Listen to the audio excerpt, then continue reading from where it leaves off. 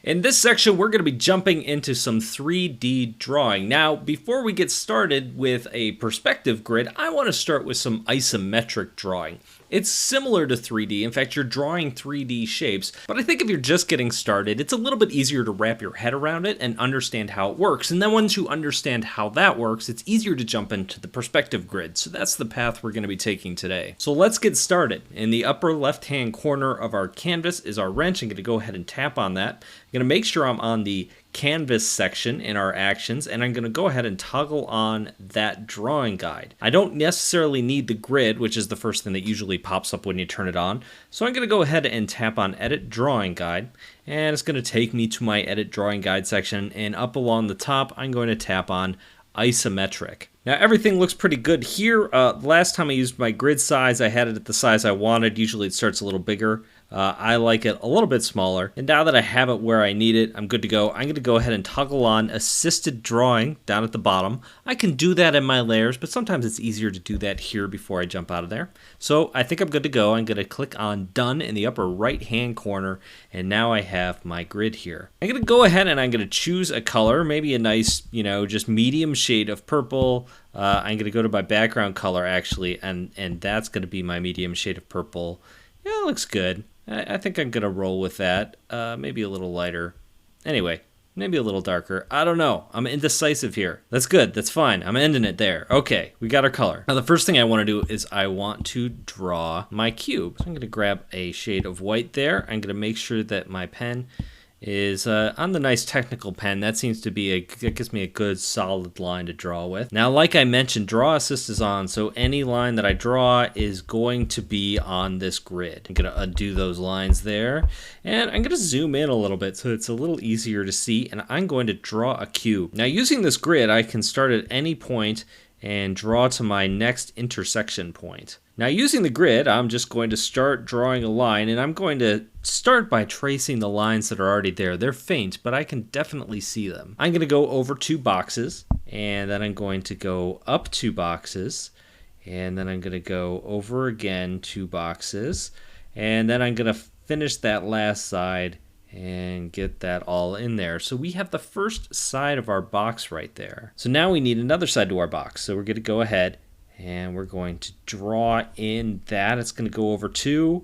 The bottom is also going to go over 2, and then of course that last side. So you can see this is really already starting to become a cube, and it's really easy to do with the grid on. So all we need to do now is finish that top line, finish that last line, and looky there, we've got a simple cube. Now say that was a basic building and we wanted a taller, skinnier building next to it. Well, that's easy to do as well. We'll extend this over along the bottom, and this one will be several things higher, but it won't be wider.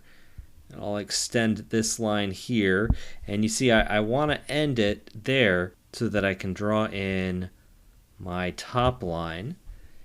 And this is just going to be 1 high, or 1 wide, one of these squares instead of 2 of the squares like the previous one was. And then I finish it by drawing the next line there. Just like that. So you can see it's starting to look like a cluster of buildings. If I was going to continue drawing, I'll draw it lightly here. I would have some lines right there, but you can't see through the other block. So I don't need those lines, so I'm going to undo them. And if I wanted to, I could put a door here on one of these buildings. I could even put a door on this other building as well. Maybe it's a street. Maybe I want to draw my sidewalk here, and maybe the sidewalk goes this way too. I can even come in here and add another building behind that building. I'll just draw in my square just like that. I'll draw that back and down, and there we go. So you can see I'm moving pretty quick here, but you can see that when you have a grid, it does make a lot of this stuff a lot easier to just draw in some of these things. If I wanted to do a window, the window works the same way as everything else. It's just a square. I might as well finish my street here. I'll add a line there. I'll add a line there. And the street can continue this way. And it can continue this way. If I wanted to get really fancy, I could even add some little dashed lines in the street. Now, obviously, I'm just using a white pen here to show you how this works. But you could go to town and add any colors that you wanted to this. You could make this as realistic. You could use solid shapes instead of lines. Basically go crazy. In fact, I really like drawing isometric things. I kind of want to just keep going and keep adding buildings. So I think I could add a couple more things. And then I want to show you some other shapes that we could do in here. Make that one go here, and it's hidden behind that other building a little bit. Give this guy a little door as well. Maybe a little display window. That window went up higher than I expected. Maybe add some windows over here, some smaller windows really quickly. Anyway, I'm going to stop there. Even though I don't want to stop and I want to come in here and add a traffic light, I'm not going to do that, even though I just kind of half did. I didn't go too crazy. It's not like I went in here and added a little mailbox or a trash can or something. Anyway, yes, those are the basics of isometric drawing, but that's just drawing straight lines. What if we need a circle? What if we need a triangle? What if we wanted to add a roof to our house? That's a good question. I'm going to move this off to the side for now. In fact, maybe the best way to do this is actually to toggle off this layer and create a new one. Because what we're going to be doing next is we're going to be drawing a triangle. Now, since I just created a new layer, one thing I forgot to do was tap on that layer and make sure that drawing assist is turned on. If it's not, I won't be able to draw straight lines. So let's make this, how many is that? 5. We'll make this 5. I'll go up 5. I'm going to leave the top open for now. Now, if we think about a house, we need a triangle. I'm going to create a new layer really quick to show you. If I'm just free drawing, maybe this is my house, there's a door here, and the roof is a triangle like this. And then I don't need all that extra stuff. That's my rough sketch. How do I go about getting that triangle in an isometric view? All right, well, let's get rid of this layer and let me show you. So first of all of this is basically working on the grid. So if the center of the triangle, you want that to come at the center point of the house. So I can use that grid to kind of eyeball where the center point is. And in fact, if I wanted to, I could draw a very thin line going upward. And then there's some overlap to the edge of the roof. So maybe I want this to stick out a little bit. And maybe I want the points to meet right there along that line. So now I want to draw a line between this point right here and this point down here. So let me turn that off for a second. I'm going to open my layers. I'm going to turn off the assist mode because this line we don't want to appear on the grid. And I could just draw the line, but it looks wonky. But if I hold it down, it's going to snap to my Twick line, which lets me move it around where I need it. So now I can line it up perfectly where I want it to be. And I could do the same thing on the other side. So I could wait for that to snap to a quick line and move it to where I want it to be. Now I drew guides, but you don't have to draw guides. Once you get used to this a little bit, you're going to be able to just kind of look at the grid and say, oh, I know where I want this to meet up on the grid. But since I did draw my own little guides here, I'm just going to run in here really quick and erase these so it's much, much cleaner. So there we go. Now we've just created a triangle for this house. Now a quick shortcut for this, since I want this house to go backwards like this, I could sit here and I could redraw that back line the same exact way that I drew this here, but there is a shortcut, of course. We could always take our selection tool, and along the bottom you're going to say duplicate canvas, so I can duplicate that. I could take my arrow tool and I could move that back. So if I want a really wide house, I can move it there. The key is that wherever I put it, I want it to line up along that grid line. I don't want it to be up here. I don't want it to be down here. I want it to stay on my grid perfectly. And once I have it lined up on my grid, I'll just tap on the arrow tool and I'm good to go. Of course, I created a separate layer. I just want this to be all one layer, so I'll pinch those together. Just taking 2 fingers and squeezing those together creates one layer out of those 2 things. I'm gonna go ahead and tap on that layer, turn my drawing assist back on. Now I could just come in here and I could draw the bottom of that house, and I could draw a line connecting the top of those 2 roofs. And I don't need that inside line anymore. So I'm just gonna come in here. Oops, my drawing assist is on. It's hard to erase with drawing assist on. And toggle that off really quickly. And now I could just go in here and erase those lines because I'm not gonna see them through this solid shape that is my house anymore. Let me just come in here, get rid of that. There we go, that's nice and clean. And then lastly, I'm going to take that, I'm going to turn my drawing assist back on, which is easy because now it's simple for me to just draw a straight line. There we go, and there's a little bit more overlap over here, so I can come in here and I can just knock that out. Of course, my drawing assist is on. Always turn off drawing assist before you erase, it makes it easier.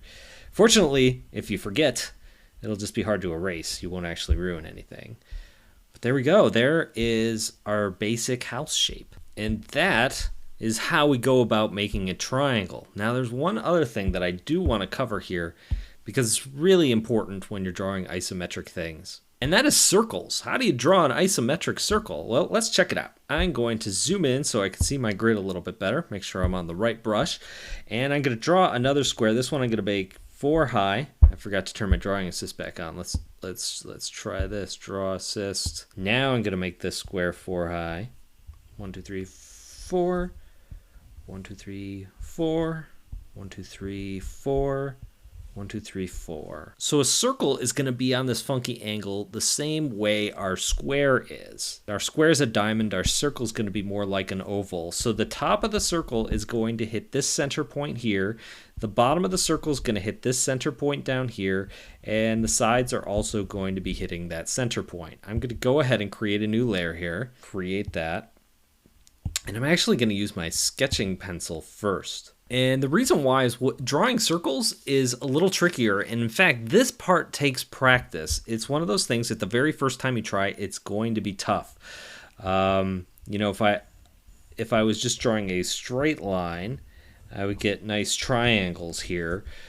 But I want to draw curved lines to make that a circle.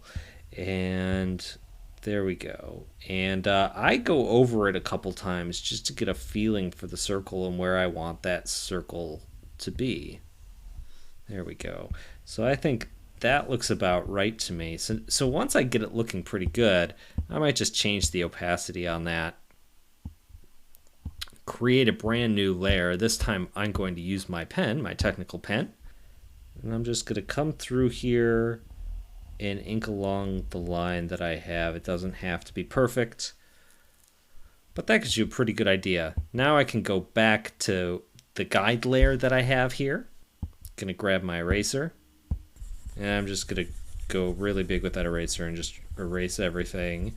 I no longer need that sketch layer, so I gotta toggle it off. And I'm on layer 4. So what are we gonna do next? We have our circle here, and let's draw some other ones. That's a sideways circle, but we probably also want to do a circle that's sitting on the ground. So maybe I take this cube area and I draw my circle in there. So let's do that. But this time I'm going to do it just by looking at my isometric grid.